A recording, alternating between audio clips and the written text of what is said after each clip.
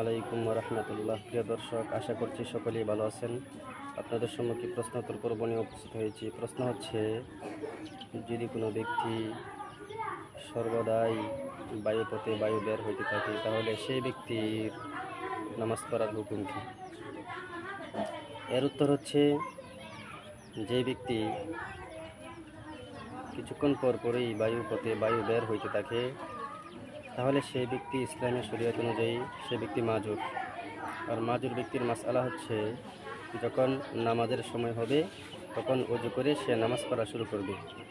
বায়ুপথে বায়ু বের হইলেও কোনো অসুবিধা নাই, নামাজ পড়তে থাকবে। আরেক নামাজের সময় হওয়া আগ পর্যন্ত সে যত ইচ্ছা নামাজ পড়তে পারবে, নফল বা কোরআন তেলাওয়াত করতে থাকবে, এতে কোনো অসুবিধা নাই। ফতোয়ার কিতাব ফতোয়া মাহমুদিয়া 10 নম্বর খণ্ডের 261 নম্বর পৃষ্ঠার মধ্যে উল্লেখিত হয়েছে।